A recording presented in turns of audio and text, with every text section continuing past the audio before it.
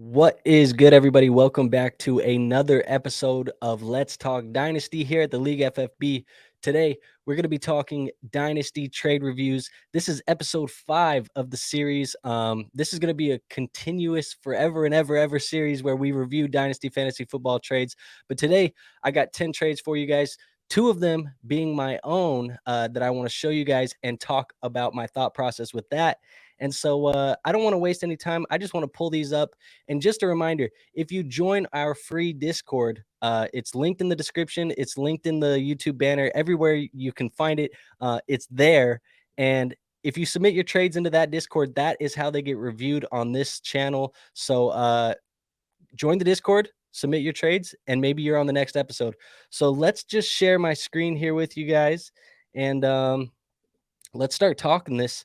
So right here, this is the first trade that I wanted to talk about. This is my first trade that I submitted, and it is going to be 10-team Superflex tight end premium PPR.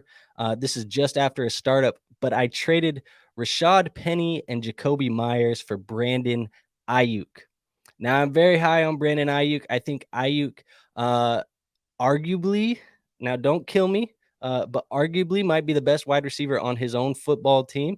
And I think that Brandon Aiyuk is one of those pieces in Dynasty Fantasy Football that you want to build around. He's an elite route runner, really good for any type of build, whether you want to be a win now or you want to contend in the future and build around youth. He can fit any of those criterias. So Brandon Aiyuk, man, I'm super excited to have him here on my team.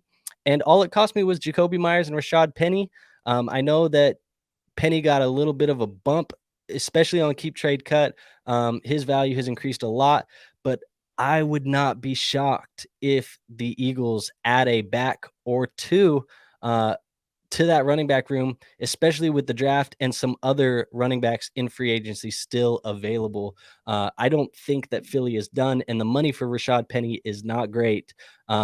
It's like, I think $2 million or less than $2 million committed to Rashad Penny. So that is the first trade that I wanted to show you guys.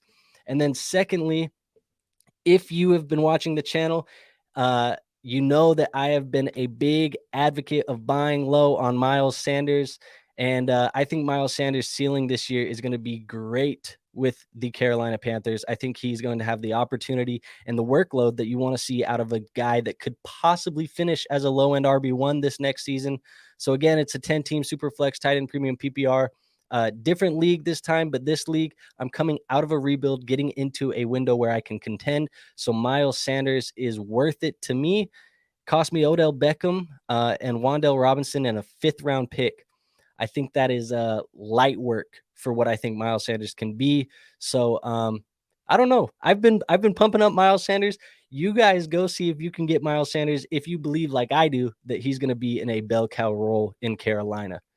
But let's stop talking about my trades. I just wanted to show you guys my deals and kind of what I've been doing. And I want to put my money where my mouth is for you guys. So you guys see that I'm actually in here making these moves with you guys too. And when I tell you to go trade for a guy, it's because I'm doing it as well. I'm not just telling you to go trade for somebody just to tell you.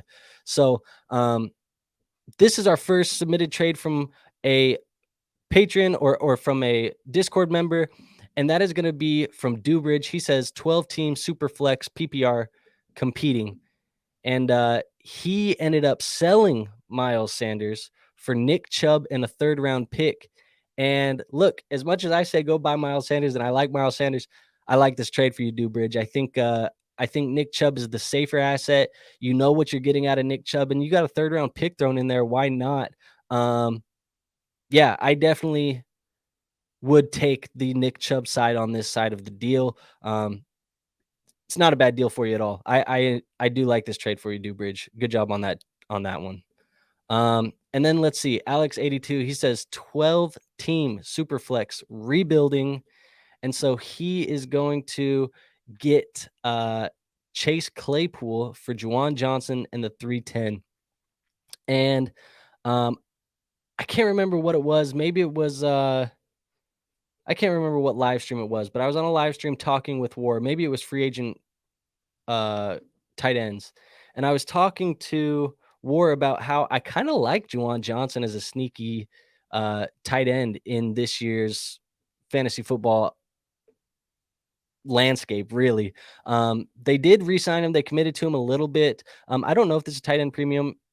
You didn't list it, so I'm gonna guess that it's probably not. But it just depends on how much you believe in Chase Claypool. I kind of am out on Chase Claypool, honestly. But I do think that there is an opportunity, assuming that the Bears don't add a receiver in the draft, which I don't know. They have that number 9 overall pick. They might end up taking one of the top wide receivers right there.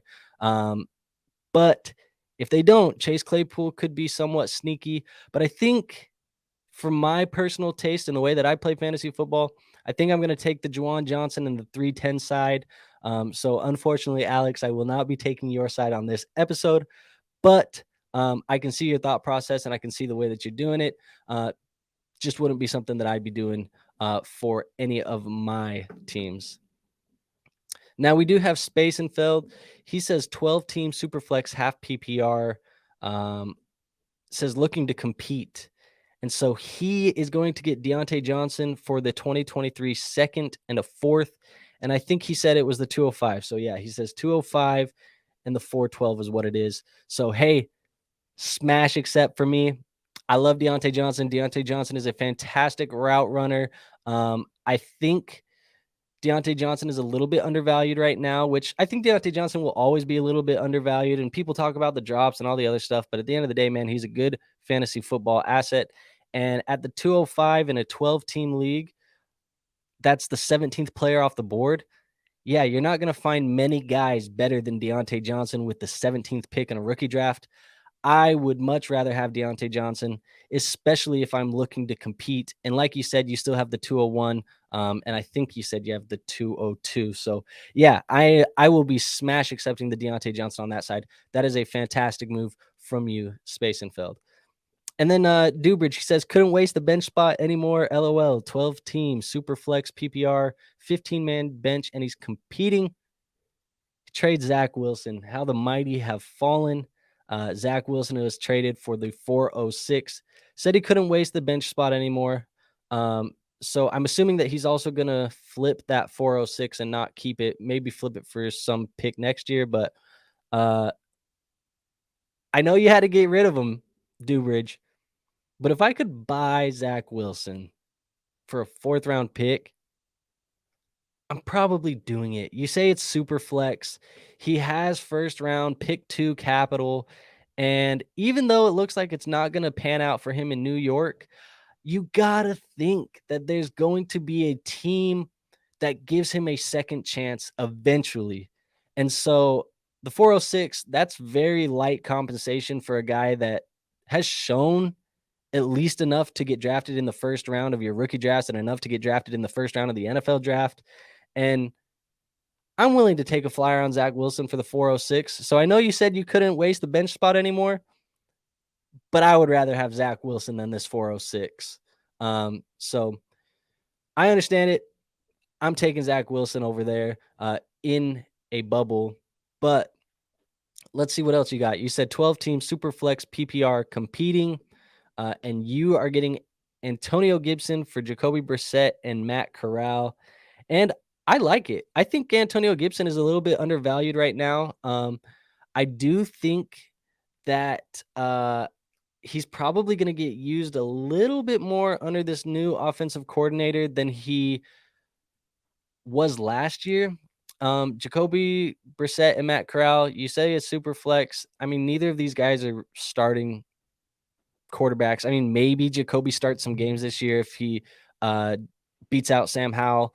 But really, I'm not tying my wagon to either of these guys in Matt Corral and Jacoby Brissett. And if you can plug in and play Antonio Gibson sometimes in an RB2 slot or in a flex slot and you're a competing team, I'll take Antonio Gibson. So that is the side of the deal that I'm going to be riding with in this one. And then we have a couple, it looks like 3 trades here from Shane before we get on out of here. So the first one is he traded Derek Carr for the 111 and the 202. He says 12-team Superflex tight end premium PPR. And this is tricky because I think that the value side is fair. I think that this is a fair compensation for Derek Carr. I'm assuming you don't need quarterback if you're trading away Derek Carr, because at the 111 and the 202, I don't expect you to have an opportunity to draft any quarterback replacements. At this point, you would be drafting guys like Zach Charbonnet, Zay Flowers, Josh Downs, Devon A-Chain, Michael Mayer, whoever it's going to be in there. You know, I think it's a fair trade.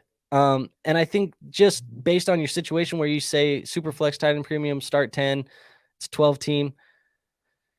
I'm going to assume you don't need quarterback, and I'm going to take the pick side. But I will say, Shane, if you're light at quarterback or you potentially could use a quarterback, I think I'd just rather have Derek Carr, because I do think that they're going to be tied to him in New Orleans for at least the next 2 to 3 seasons. So Derek Carr is still going to be a fine asset for fantasy football. You can plug him in as that QB2 in super flex leagues and get your money's worth out of him for the next couple seasons. But I'm assuming you don't need one. So I'm going to go the 111 and the 202 side. So it's not a bad deal. It's a fair trade on both sides. Just hard to look at it from a bubble, really, without knowing your team circumstances. But it looks like same thing, 12-team super flex, tight end premium, PPR. And it looks like now, see, here's a problem, Shane. I want to see the accepted, like I want to see where it says trade completed like it did in the last one. Because I know you can send an offer and it'll show you accepted it, but maybe it didn't get accepted on the other side. So I'm going to let it fly for this episode, but I want to see both parties accepted, or I want to see that trade completed picture. But I'll let it fly for this episode. But in the future, as we get more and more trades in this Discord, I will not be reviewing ones that don't have accepted from both parties. But it looks like you're going to be sending away Terry McLaurin, Harrison Bryant, and a third in 2024. And you're going to be getting the 112, the 201, Brevin Jordan, KJ Hamler. Interesting. I mean, by far the best player in the deal is going to be Terry McLaurin. I think the second best player in the deal is going to be the 112. Third best will be the 201, and then probably Harrison Bryant. I don't even know at this point. But I would say for Terry McLaurin, I really would like to get a little bit better of a pick than 112. I really would try and be getting into that 107 range for Terry McLaurin. And I know that most people might not give you that, but I just feel like Terry McLaurin is in a situation where his production outweighs where his value is at right now. And you didn't mention whether you're competing or rebuilding. But if you're rebuilding, I'm going to definitely go with the pick side because Terry is on the older side of he's not old. I mean, let's be honest, he's like 27 years old. So he's a little bit older. He probably still has 2 to 3 years left in him, giving you high value production. But if you're rebuilding, I'll take the picks. I'll go 112 and 201 and hope that I can hit on something like Zay Flowers and maybe Josh Downs, and maybe you get 2 for 1 for the price of McLaurin if one of them hits, or maybe both of them hit if you can. I just would rather have McLaurin in a competing aspect. So hopefully you're rebuilding and not competing, because if you're rebuilding, I'll go the pick side. If you're competing, I'm going to go the McLaurin side. But at the end of the day, it's probably a fair deal straight down the line. So 2 straight fair deals from you, Shane.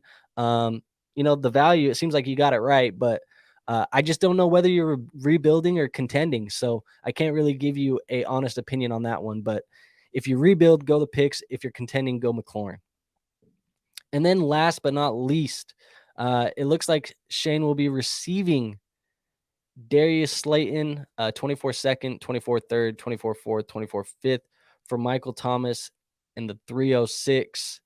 So the way that I'm looking at it is I think I would value Thomas in the 24 second pretty similarly.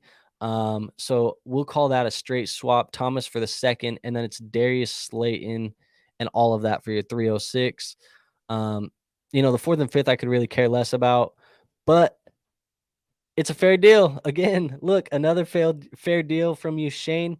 And I'm just going to assume you're rebuilding because all of these moves that you're making scream rebuild or retool because you're going heavy over picks and you keep trading older guys, Derek Carr, Terry McLaurin, Michael Thomas. You're trading these assets away for all of these picks. So I'm assuming that you are rebuilding. And so I am going to take the pick side on this one. Really down on Michael Thomas. I think Michael Thomas is getting to a borderline spot where I just really don't want to roster him.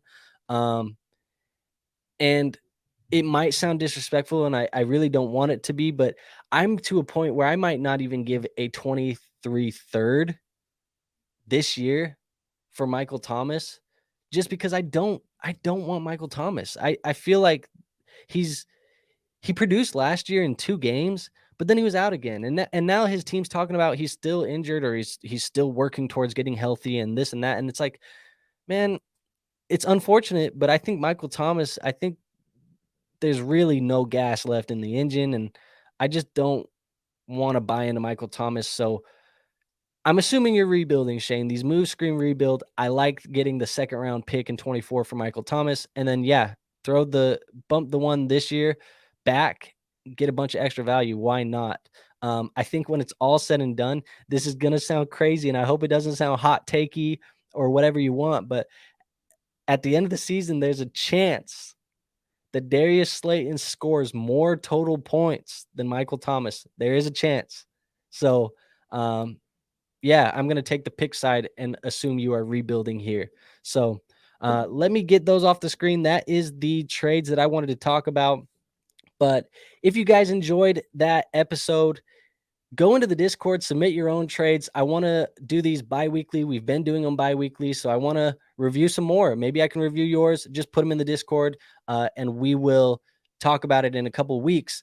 But as well as joining the Discord and making sure you're in there to talk fantasy football and get into these episodes and do all that other good stuff, please make sure that you guys are liking the videos, commenting on the videos, and subscribing, because at the end of the day, no matter how much work we put into the content or how many uploads we upload, if you're not liking the content, you're not commenting on it, you're not subscribing, the YouTube algorithm will not allow us to grow. And we want to reach a wider audience. We want to help more people in this Dynasty Fantasy Football community. So in order to help us, do those things for me, and we'll continue to grow. And I greatly appreciate everybody for checking it out. So I got nothing left. I will see you guys on the next video. Peace out.